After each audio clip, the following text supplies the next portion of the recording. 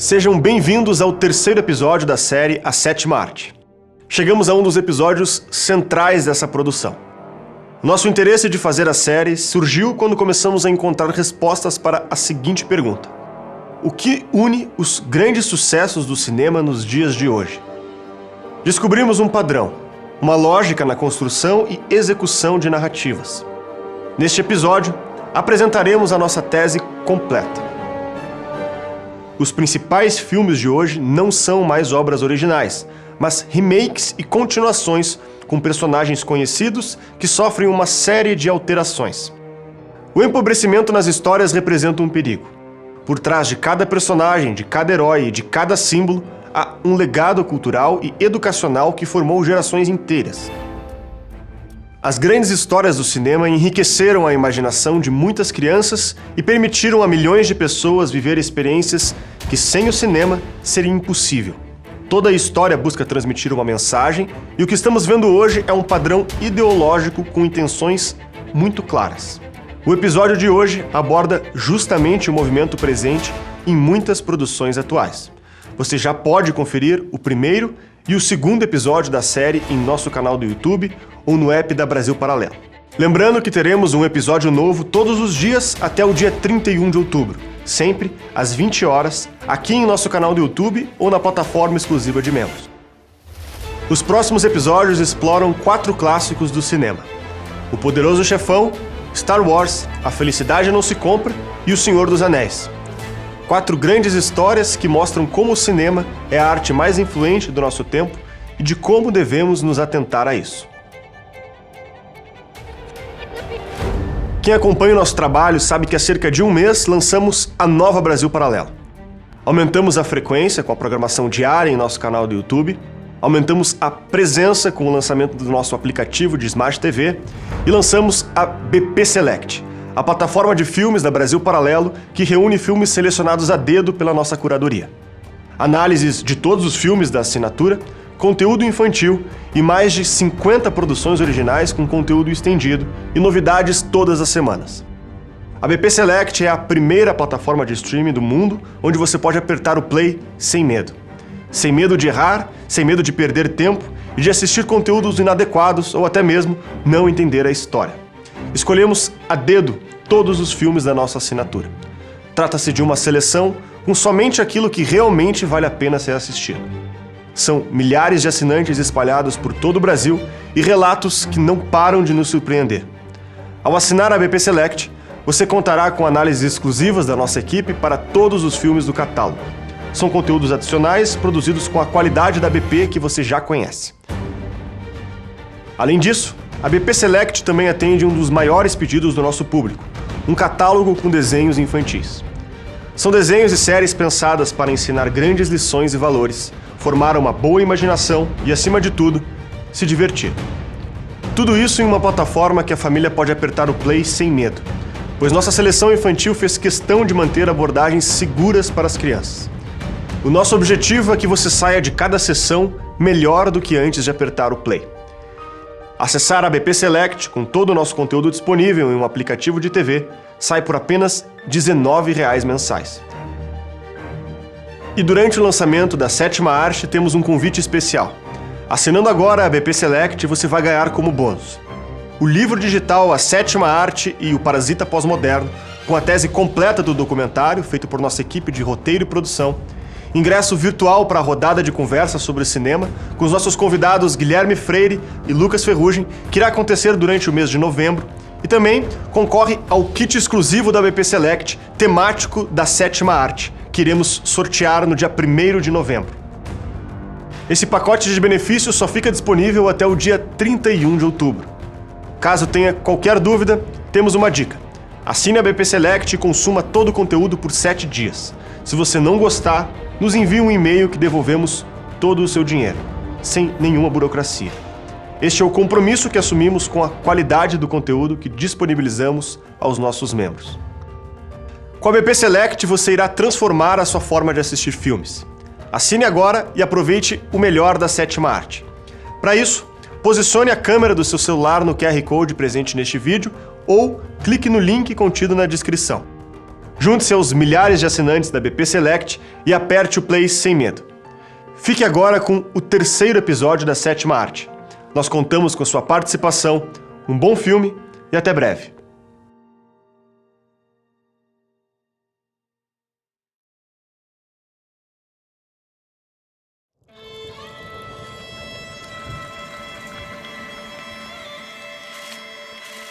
Pequenos e mais leves que o ar, os esporos de um fungo são levados pelo vento e viajam longas distâncias em busca de um lugar para colonizar. Mas nem todos os fungos se alimentam dos mortos. Há alguns dias, um esporo aterrissou nesta formiga. O fungo que a tocou não é como os outros. Ele invade seu organismo e, aos poucos, começa a se espalhar, criando uma rede de raízes por seus músculos. Após perder o controle de seu corpo, a formiga tem o cérebro inundado por substâncias químicas que a tornam submissa ao seu novo mestre. Mas tomar conta da formiga não é o bastante. Agora o fungo precisa usá-la para se proliferar. Ele a guia para um local alto, onde as condições são perfeitas para seu desenvolvimento. A formiga é obrigada a prender-se à árvore com uma mordida mortal.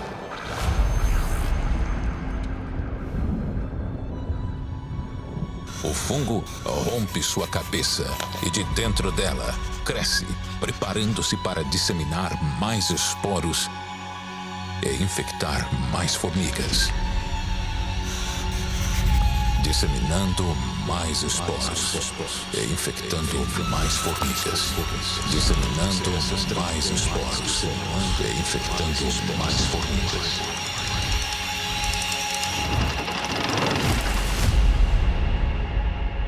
Essa é a estratégia de disseminação do parasita.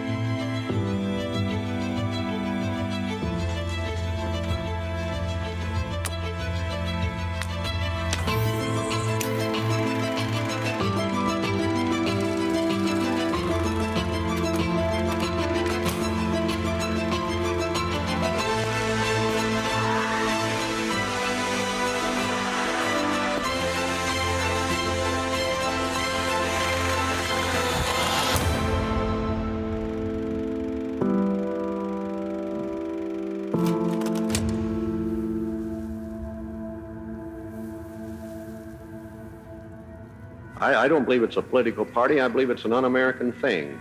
And I feel that they really ought to be smoked out and shown up for what they are, so that all the good free causes in this country, all the liberalisms that really are American, can go out without this taint of communism. That's my sincere feelings on it. Quello che era successo negli anni della Seconda Guerra Mondiale, cioè dei film in cui si vedevano i russi in modo molto positivo, diventa il sospetto che Hollywood sia infiltrata dai comunisti. Investigating alleged communist influence and infiltration in the moving picture industry must not be considered or interpreted as an attack on the industry itself. E é claro que tinha roteiristas de Hollywood que eram simpatizantes do regime soviético. Isso é um fato histórico. Não é porque teve depois o McCarthy e a Listas Negras, a RUAC, toda a perseguição ao comunismo em Hollywood, que não é verdadeiro que tinha presença lá. Are you or have you ever been a member of the Communist Party? I believe I have the right to be confronted with any evidence which supports this question. I should like to see what you have. Oh, well, you would. Yes. Well, you will. No filme Ave César, dos irmãos Coen, tem lá o dançarino de musical que está vinculado ao regime soviético. O mesmo filme apresenta também os membros da escola de Frankfurt educando os roteiristas de Hollywood. Man is unitary, a simple economic agent. Man's institutions are split, expressing contradictions that must be worked through. And they are worked through in a causative, predictable way. History is science.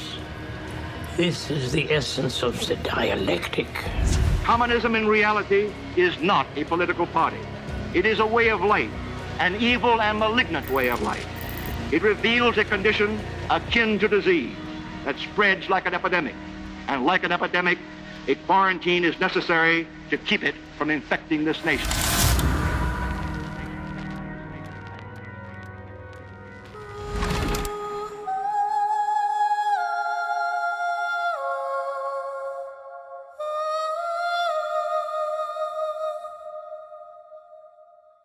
A velha Hollywood dos anos 50, que fez grandes filmes. Tinha coisa comercial, mas tinha grandes filmes também, né? Ela entrou em crise. Essa geração da Era de Ouro, esses grandes diretores, o Leo McCarey, John Ford, Alfred Hitchcock, o próprio Kurosawa estava envelhecendo, né? Então você tem toda uma geração de ouro que está no crepúsculo dela. Thank you very much. Thank you. E aí, quando você começa a ter a morte dos grandes mestres, você tem uma nova geração, mas essa nova geração foi totalmente formada pelos grandes mestres. Nasce una generazione che è quella che si affermerà negli anni 70, che è una generazione per la prima volta anche di giovani registi che arrivano al mestiere di registi essendo dei grandi appassionati di cinema, cioè dei cinefili. Cosa che non era successa né a John Ford né a Howard Hawks, eccetera, ma succede a Martin Scorsese, succede a Steven Spielberg, succede in una certa misura a George Lucas, che sono registi che prima ancora di fare registi sono dei grandi appassionati di cinema. Em matéria de aprendizado, eles eram extremamente tradicionalistas. Na verdade, eles aprenderam com o melhor que tinha da tradição cinematográfica. E por isso que eles conseguiram inovar. Eles não são a repetição da mesma coisa. Here we go. Rolling. Stand. Action. Check it out. Who the hell are you talking to me? Your young assistant, George Lucas. Well, he's not my assistant, actually. Allora, i cambiamenti negli anni 60 e 70 nel cinema sono in parte causa e in parte conseguenza di cambiamenti sociali, politici, culturali più generali. E o cinema dos anos 70 ele é muito obcecado por essa figura da guerra do Vietnã, a crítica social. Ele tem aquela cabeça da guerra. Nós vamos impactar nessa guerra que está acontecendo agora.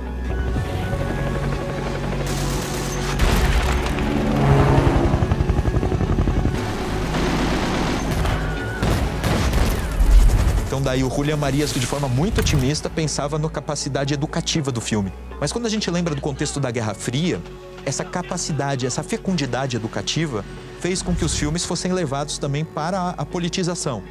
Aí depois a gente vai vendo a intenção dos diretores e dos produtores de passarem uma mensagem, uma ideia, uma visão própria. Os cineastas dos anos 70 se veem como iconoclastas. Eles aprenderam com os mestres clássicos, mas eles se narram, se veem o seu papel como um papel de iconoclastia. In alcuni casi ispirandosi molto a quel cinema europeo di cui dicevamo prima, cioè da una parte al neorealismo, dall'altro alla nouvelle vague francese. Todos os cineastas do período, eles entendem que eles estão quebrando padrões estabelecidos pelo passado. E aí fizeram muitos filmes muito loucos.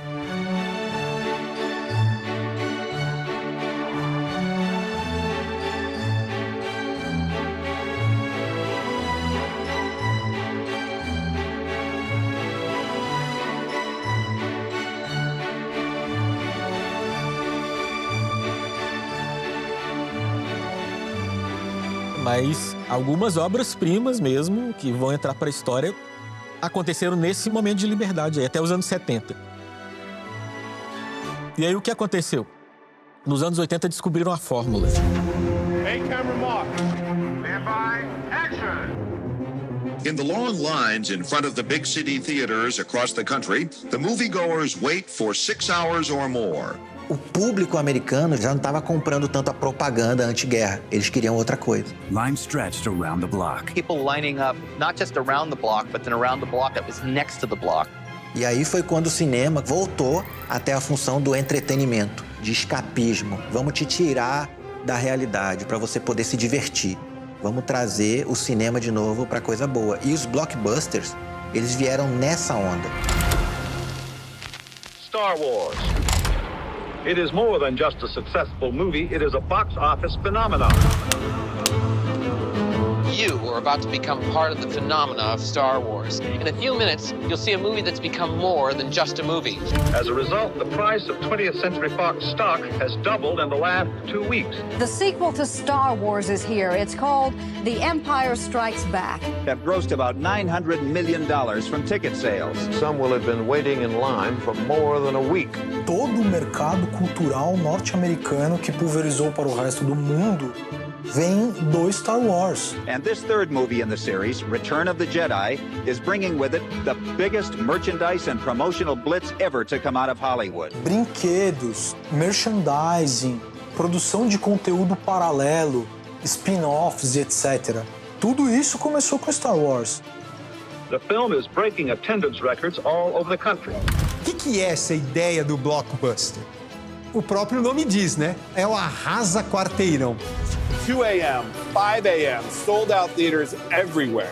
E o cinema de blockbuster, arrasa quarteirão, ele tenta agora, de alguma forma, puxar esse espectador de volta para o cinema de uma maneira realmente explosiva. The world went instantly Star Wars crazy. Star Wars ele trouxe um fenômeno, não só como um fenômeno financeiro, mas como um fenômeno cultural também. You meet a lot of weird people out here? None weirder than us. E o blockbuster, eu acho que também tem um grande modismo, um grande mimetismo e uma indústria de propaganda extraordinária. Agora, de onde vem esse impacto, né, se a gente pensar? É uma coisa interessante. Os blockbusters investiram numa coisa que a gente pode dizer que é o seguinte, é uma dependência mitológica do ser humano. Ou seja, na falta de qualquer outra coisa, o que eu busco? Um mito. Bom, isso é um plano consciente. O Steven Spielberg, o George Lucas, eles pensaram em criar o blockbuster, não foi feito aleatoriamente. E foi consciente porque eles viram o que aconteceu. Eles eram dessa cultura hippie. Eles estavam imersos na sociedade hippie e tal. E eles olharam e falaram, caramba, as pessoas não se interessam mais pelo cinema porque nós crescemos ouvindo histórias de heróis. As histórias de heróis não são mais contadas. Nós crescemos ouvindo sobre as pessoas que vencem sobre o mal. Onde isso foi parar? Façamos de novo. Eles apostam 100% nessa ideia mítica. Natal até da jornada do herói, que ficou muito famosa, né? Que todo mundo segue essa fórmula. Mas isso era meio óbvio.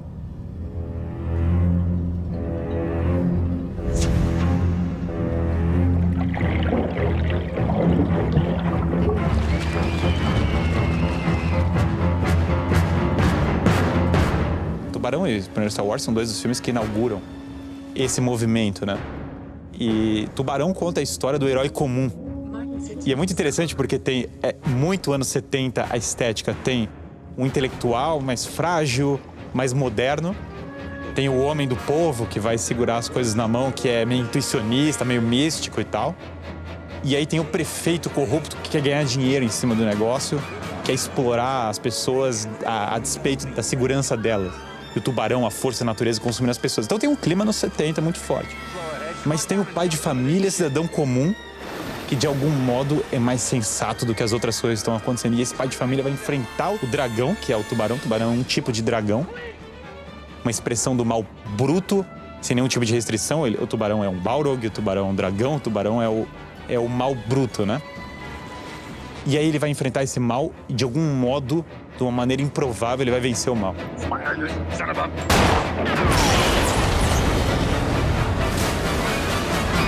Film called Jaws It has already made more money than any motion picture in history. It has already made more than $100 million.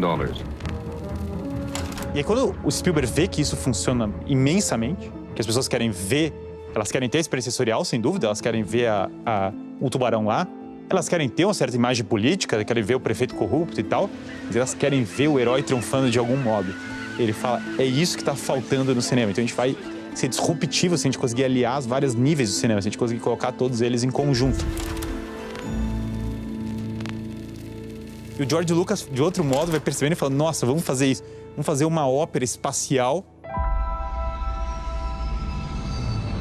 E daí a gente pega esses elementos da cultura tradicional, do Rei Arthur, do Hobbit, a gente vai misturar isso com um imaginário meio budista, não sei o quê, coisas antigas e clássicas e tal.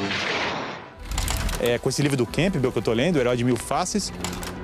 Star Wars traz a busca pelo bem numa roupagem estética que é muito atraente. Mas só isso teria feito o filme estourar na época e ok, né? Só que o filme continua sendo um sucesso e as pessoas continuam querendo fazer mais coisas de Star Wars. E aí que tá, não funciona porque tem o Chewbacca lá. Funciona porque as pessoas procuram novamente ver a criança que vai se desenvolver num homem forjada com heroísmo. Querem ver a figura do mestre, o Obi-Wan Kenobi, que é um mestre portando uma cultura perdida, certo? Em meio a negociantes, tá o Han Solo malandro, né? O cara gordo lá, os caras trocando dinheiro e ameaça e a cultura corrompida do Império Galáctico, não sei o quê. Tem lá um peregrino no meio do deserto com uma mensagem espiritual. As pessoas sentem falta disso. E aí agora o Luke vai entrar nessa jornada para buscar uma nova esperança. O título é muito explícito, mas a figura da esperança tá presente na temática do filme. Depois, retroativamente, ele vai chamar Uma Nova Esperança. You can destroy the Emperor. The film is breaking attendance records all over the country. Not since Jaws have so many people stood in line to see a movie.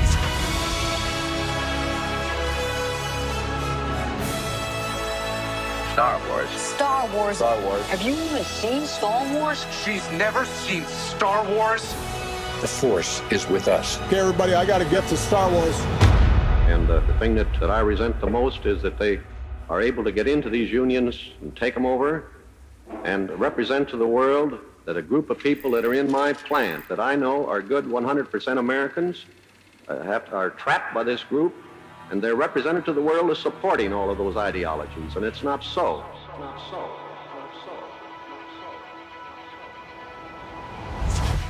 Walt Disney agreed to pay $4 billion for Lucasfilm, giving it control of the Star Wars and Indiana Jones franchises.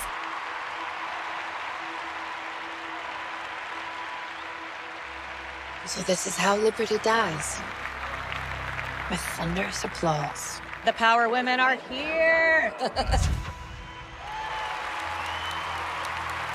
Disney was a little nervous, and they said, we want to make something for the fans. So I said, all I wanted to do was tell a story of what happened. You know, it started here and it went there, and it's all about generations, and it's about, you know, the issues of fathers and sons and grandfathers, and it's a family soap opera. It's not about spaceships. So they decided they didn't want to use those stories.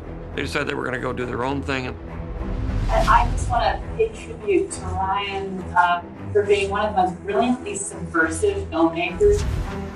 And these are my kids. So all the Star Wars. All the Star Wars films. I sold them to the white slavers that take these things and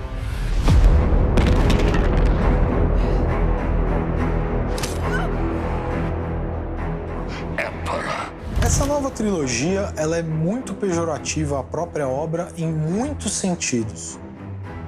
A visão política que está embutida ali, né, nesses 3 filmes novos, ela é um reflexo do que a gente está vivendo hoje em dia. It's very much ingrained in postmodern theory itself. There are certain thinkers, like Jacques Derrida is a good example, who saw his work as parasitic. He says that his strategy is basically virology. And so the idea is that if you believe that, say, that the power structure in itself is evil, like any power structure is evil, you're in a difficult position. You're in a difficult position because if you just reverse the power structure, if you just take power, let's say, then you're playing the same game. Whereas postmodern theory seems to take on the image of infection, of saying we're actually going to pollute the narrative, we're going to infect it, and that is how we deconstruct the story.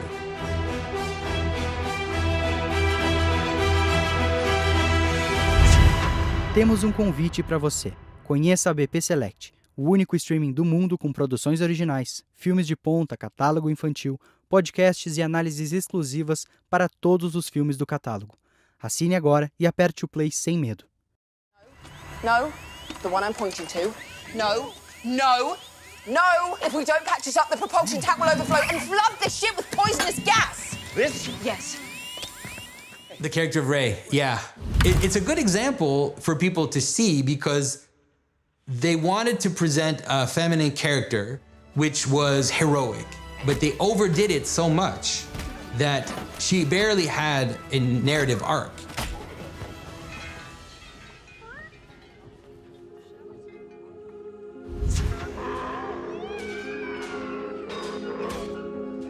And so when you look at the early Star Wars movies and you see the character of Luke, you know, Luke starts out as a loser, as he's impatient, he wants to succeed right away, but he needs to learn. So he needs to be slapped around a little bit in order to learn, in order to become a master himself.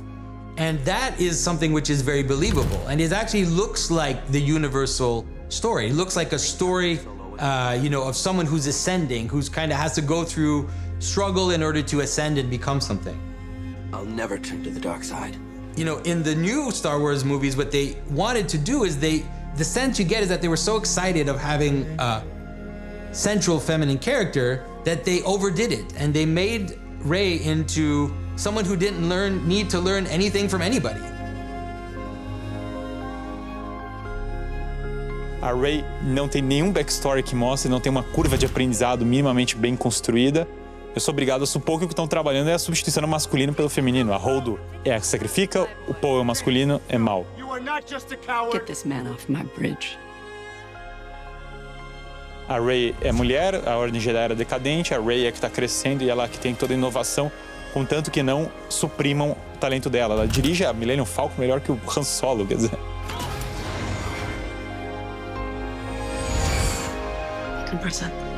Teaching Han Solo how to fix his ship was, teaching Luke, was better than Luke and kind of embarrassing him and was just better than all the other characters. And it really shows you how it's actually difficult to identify with a character like that. And it's actually one of the reasons why they always struggle to make a Superman movie, is because no one cares about perfect characters. You can't care about that. You want to see a change in the character. And what are the characteristics of Clark Kent? He's weak. He's unsure of himself. He's a coward. Clark Kent is Superman's critique on the whole human race. Ela não tem curva de aprendizado, ela não precisa ter. Se você questionar a curva de aprendizado dela, azar o seu. Deixa o passado morrer, né? É a frase básica dessa nova trilogia do Star Wars. Let the past die.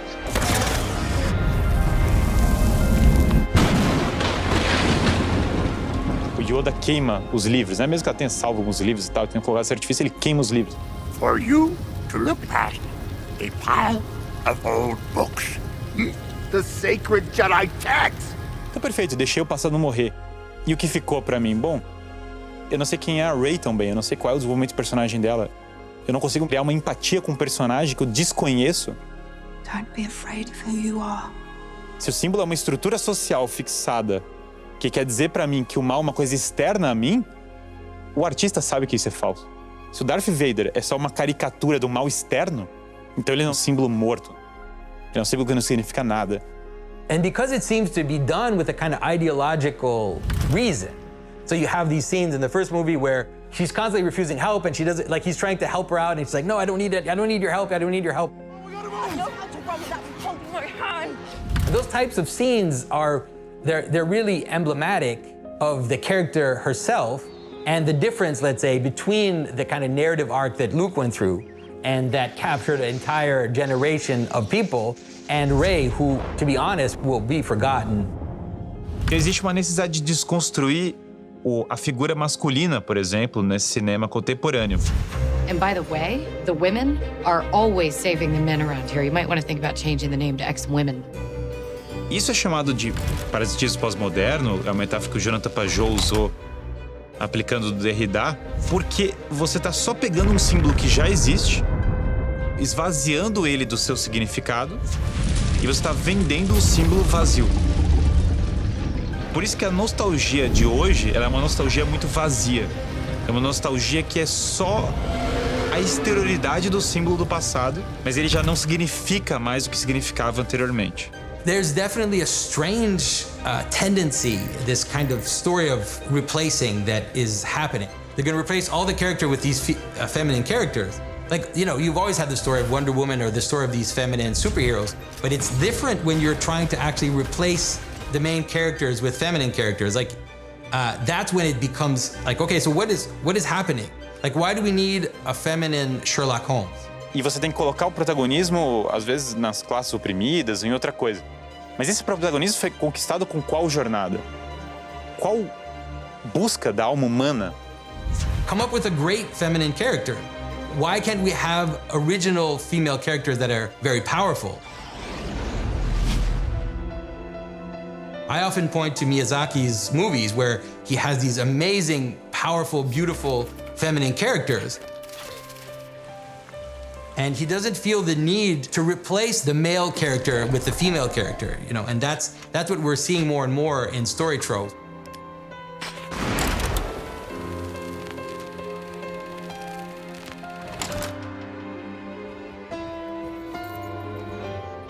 And you can see, if you want to see the difference between Rey and, let's say, the main character in Miyazaki's Spirited Away.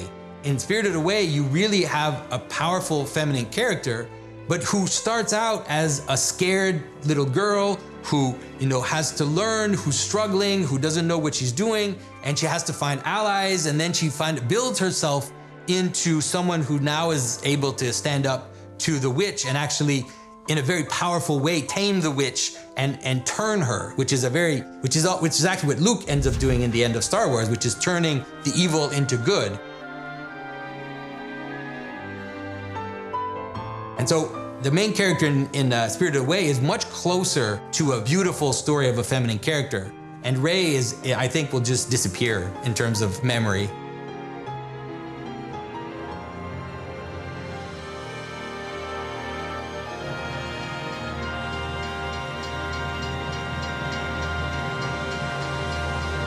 E vejam bem, eu nem sempre acho que um componente político, entre outros componentes da arte do cinema, seja ruim. O ruim, para mim, é a politização. Tudo ser submetido, né, ao caldeirão da política. A gente vê cada vez mais filmes que são celebrados não pela sua forma, pelos seus personagens, pelas suas histórias, mas sim pela sua mensagem sobre o que o filme está advogando lá. É um filme onde os atores estão ruins, a direção é ruim, a iluminação é ruim e o som é ruim. Mas se o filme fala de racismo e a mensagem do filme é que o racismo é errado, esse filme vai ser celebrado. Porque ele vai ser celebrado não artisticamente, ele vai ser celebrado politicamente. I think that as they move towards propaganda, definitely they will lose symbolic depth.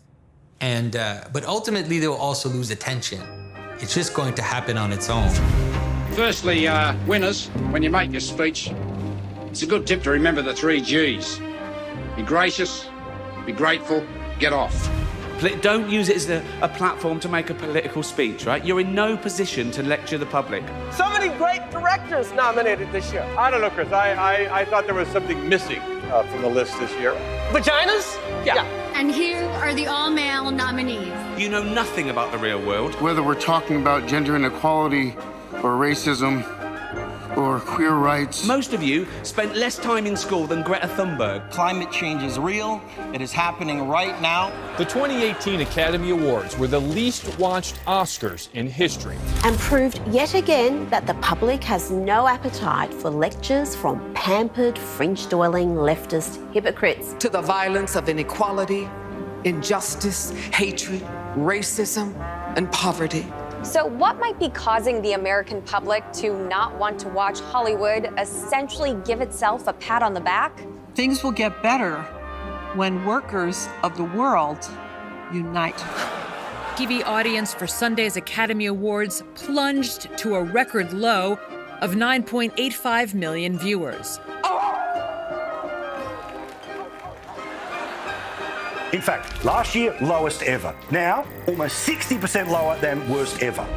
It's our time to have wage equality once and for all and equal rights for women in the United States of America. They came to us about a week ago and said that we had to move by Friday, today, 6 p.m., because they were trying to clean it up for the Oscars. And they told us that if we didn't move, they were going to just demolish our stuff. If you have warrants, to take you to jail. Presenting us with themes of equity and social justice. Sir Anthony Hopkins, de 83 anos, dormiu, não assistiu ao vivo à cerimônia. So, if you win, right, come up, accept your little award, thank your agent and your God, and fuck off, okay? É um fato que o Oscar bateu o recorde de baixa audiência. As pessoas não veem mais grande relevância na premiação. Aquele romance da Era de Ouro se perdeu e a família comum já não tem mais a mesma relação com o cinema. And the feeling that I get is that society is moving towards kind of weird political radicalism. And that it's very dangerous because it works. It gives you the sense that you're the good guy, they're the bad guys. You know, we need to get our agenda through, we need to get this thing, we need to move towards progress, or we need to halt it. And that polarization, that it gives you a sense of meaning. And so the fear that I have is that in that movement, movies for a while at least are going to continue to go down that line. Que educação passa para as crianças? Bom, elas vão olhar e falar, perfeito, então esse é assim. Então o mal é externo a mim. O mal é a primeira ordem, ela é caricata, certo? Eu não tenho nada a ver com o mal, eu sou dos bons, eu sou a resistência.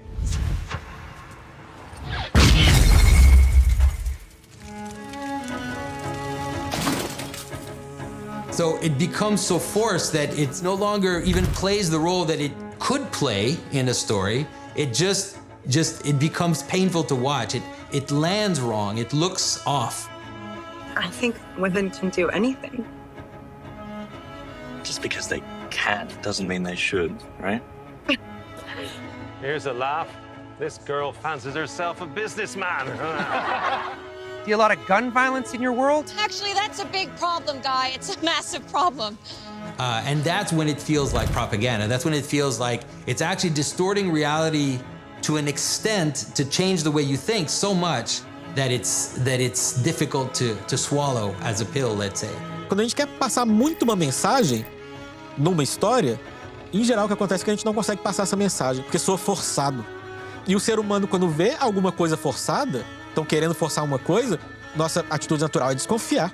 Não é mais aquela construção simbólica, por exemplo, o Kubrick coloca no Iluminado um sistema de opressão colocado na ideia do hotel, colocado na ideia do legado, na mentoria que ele recebe no hotel. Esse tipo de símbolo mais sutil, 2001 Odisseia no Espaço, falando do Homo Laborens, falando da evolução da ferramenta. Isso era um cinema que era revolucionário, no sentido ideológico, mas que tinha uma construção simbólica bem feita. Todo filme, a história é a seguinte, o personagem descobre como ele vai expressar essa interioridade dele, ou seja, como ele vai se libertar das amarras dos outros que impediam ele de ser ele mesmo, essa busca por uma autenticidade. Como a pessoa que estava perdida no mundo descobre o que ela realmente quer. É tudo sobre o eu, né? A gente tá nessa geração que o Steve Jobs soube expressar tão bem no nome das coisas que ele criou e vendeu, né? Tudo há alguma coisa. Do you ever bother to ask what I want? No! You walk around telling me what to do, what not to do, trying to make me be like you. Well, I'm not going to be like you. Porque tudo é um meio de ajudar o indivíduo a se expressar. Isso é felicidade e isso é a única coisa que importa. E aí é uma infância eterna. Eu acho que existe um elemento na cultura atual de uma infantilização eterna, porque o mito infantil anterior, ele é como eu pego o inocente e torno ele forte para resistir ao mal. E o mito atual é, continue inocente, o mal é externo a você. A única corrupção que você pode fazer é um excesso de ordem imanente, todas as outras corrupções são mentirosas. Só que isso vai contra a estrutura da experiência humana. Então isso provoca duas coisas. A primeira, infelicidade generalizada. Quanto mais a gente busca a nossa felicidade individual, mais infeliz a gente fica. Não sei quem que percebeu esse paradoxo, graças a Deus muita gente tem percebido, mas a gente vê muita gente que acha que a solução é procurar mais a própria felicidade. E a gente vê em quem deu certo, em quem conseguiu o que estava buscando, a decepção dessa pessoa. Às vezes o que ela queria mesmo, essa pessoa queria mesmo no fundo do coração dela, era servir os outros. Mas ela não sabe disso, porque isso virou um ponto cego da nossa cultura também. I have a competition in me. I want no one else to succeed.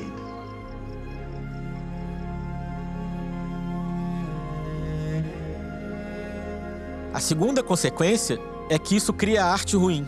No começo até cria arte boa. Anos 60 e 70, você tem grandes filmes de pessoas que procuram o próprio eu, que expressam sua individualidade, porque isso também é uma coisa da realidade. Não é que a gente entender os nossos movimentos interiores e viver de acordo com eles. Isso não é errado, isso é uma parte da experiência humana. O problema é quando a experiência humana vira só isso, é só cultura terapêutica. É isso que foi acontecendo.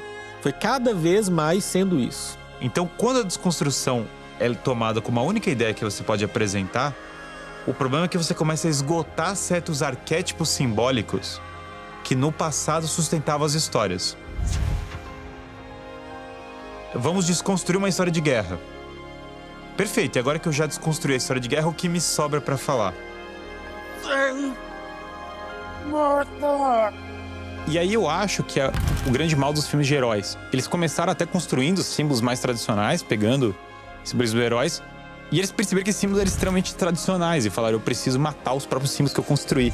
E aí você tem esses heróis que não precisam amadurecer. Eu acho que esse é o efeito maior. O que você vai passar para as crianças? Não amadureçam, continuem crianças eternas. Apenas não se limitem, né? É o Frozen. Qual é o mal da Elsa? É ser reprimida, é ter que usar luvas, é ter que se segurar, é ter que estar presa numa sala de um castelo. Se ela se soltar, num primeiro momento é assustador, mas depois ela vai aprender, não sei o que, a se libertar. Quando a gente vê que até super-herói hoje em dia, em vez de tentar salvar o mundo, tá tentando descobrir quem ele é. Então, se você vai continuar numa infância eterna e até tem um reforço para você consumir padrões de consumo de criança na fase adulta, né? Então há toda uma propaganda para isso. Se você vai ter essa infância eterna e vai ficar procurando esses padrões de infância prolongada, a imaturidade é celebrada como o ápice da coisa. Então, quando a história toda da existência humana, ela para nessa etapa de descobrir-se a si mesmo, né? A vida fica vazia e, portanto, os filmes ficam vazios. A gente se descobrir, saber quem a gente é, saber que a gente tem um impacto no mundo, isso é uma coisa que a gente faz quando a gente está passando da adolescência para a vida adulta, né? A partir daí, a gente tem que descobrir rápido que o que a gente quer fazer mesmo é servir, usando as nossas aptidões, fazendo do melhor jeito que a gente puder. Mas o mundo de hoje é a adolescência eterna, né? Isso de achar que a repressão é a única mal humano, olha para sua própria alma. Olha 1 minuto para sua própria alma que você vai ver que o mal humano está muito além da repressão. Por que a Rey não é tentada pelo lado mal, como o Luke é tentado na trilogia original? Por que ela não olha o mal e fala, nossa, eu poderia ser do lado mal? E não essa tentação de falar, é relativa, é cinza, ela tem um romance com o Kylo Ren. Essa tentação é completamente falsa, é uma tentação superficial. Eu digo no nível profundo, né?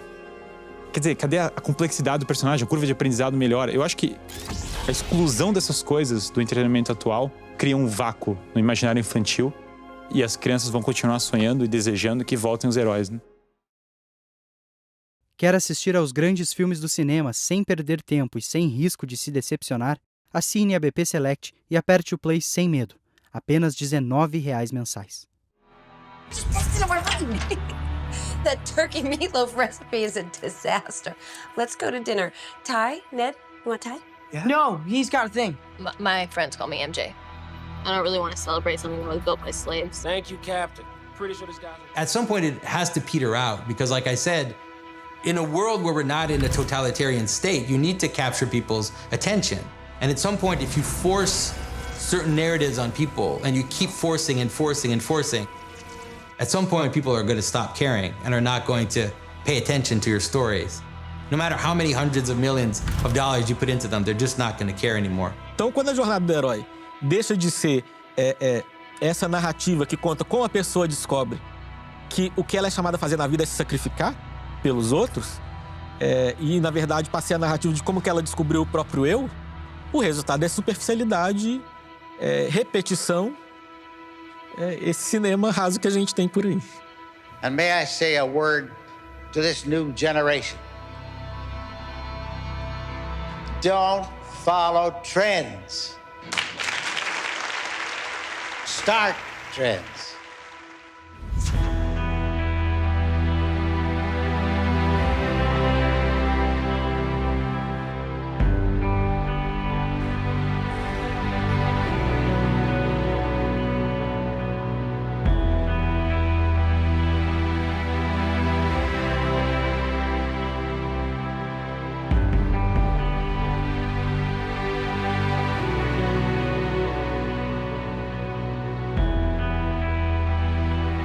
The most condensed stories, like the most powerful stories, are the religious stories. You know, they're the stories that have bound together millions of people. The idea of the hero, he gets beaten down, that falls down, falls in water, dies or almost dies, and then ultimately gets up. That comes from the story of Christ. It was condensed, that story was condensed in the story of Christ, and now it has become a trope that is so ingrained in our culture, like I said, that no one notices. Toda história humana, ela tem um elemento de redenção envolvida nela. Toda história humana é um elemento que eu posso olhar para minha própria vida e falar qual é a realidade que está por trás disso. And so, a good example again is the resurrection motif. The resurrection motif is everywhere. So if you look at the way that Endgame, this big, massive project of billions and billions of dollars, like, how does it end?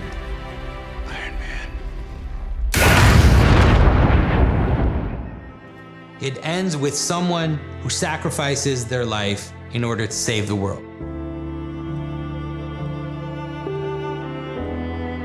We think that that's a normal story.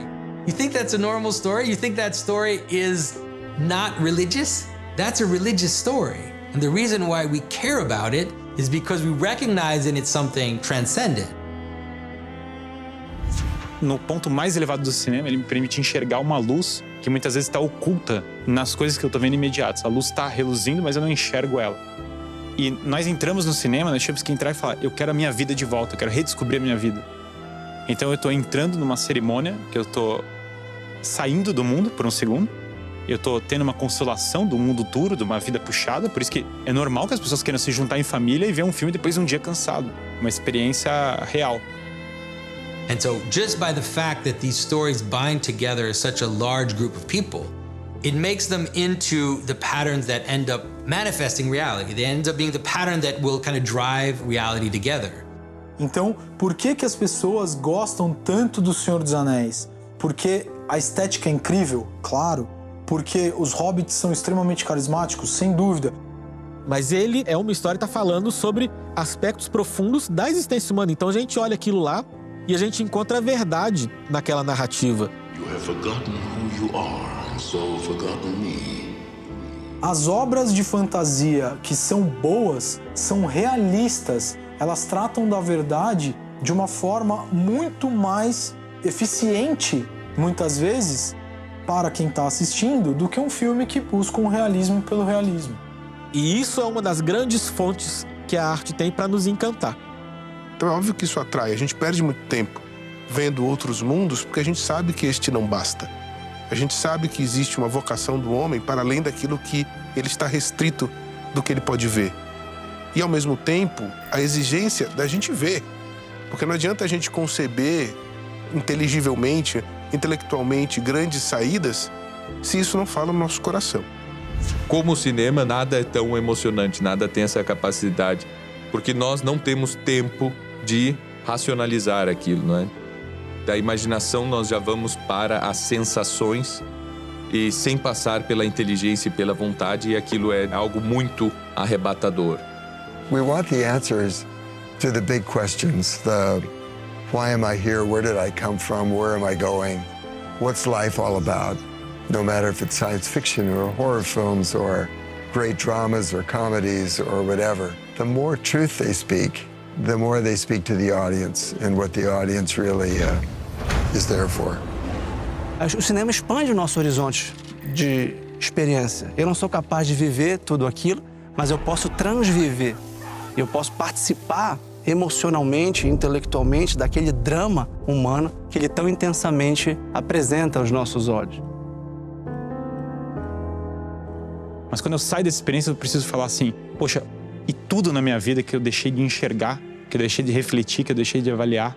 E se eu redescobrir o sentido da minha vida, e se eu agora que eu tô vendo o teatro do cinema, que eu tô vendo a luz reluzente, eu vejo na ficção e falo, nossa, em volta da minha vida existe luz e trevas, em volta da minha vida existe um sentido para o qual eu fui criado, existe um anel que eu preciso destruir no fogo, existem as minhas filhas que eu preciso voltar e abraçá-las, independente da prisão, existe algum tipo de redenção por trás da minha vida, né? And that's actually how our society holds together, is through self-sacrifice. It's actually more through self-sacrifice than through this kind of underdog narrative of wanting to kind of get power for yourself. Self-sacrifice is how we bind together because we have to sacrifice our idiosyncrasies in order to exist in any community, in a family, in any group, in any club. You have to be able to sacrifice some aspect of yourself in order to be able to love others. E eu acho que a pessoa sai da sala de cinema, ela tem que sair e falar assim, o que a minha vida significa? Qual é o sentido que a minha vida tem, né? Como eu faço para redescobrir minha vida? Como esses personagens mostram o que eu perdi, né? Então aí o escapismo e a consolação, eles ganham uma outra conotação. O cinema desperta a pessoa para a experiência da luz.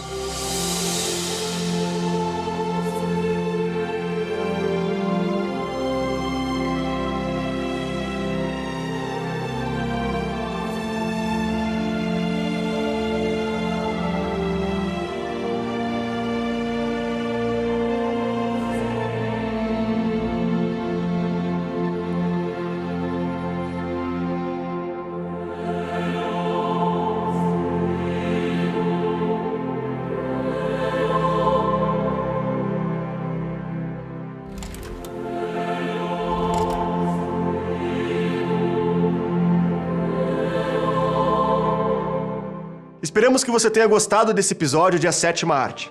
É para pensar dessa forma sobre os filmes e extrair o máximo que eles podem nos oferecer que criamos a BP Select, a plataforma de filmes onde você pode apertar o play sem medo.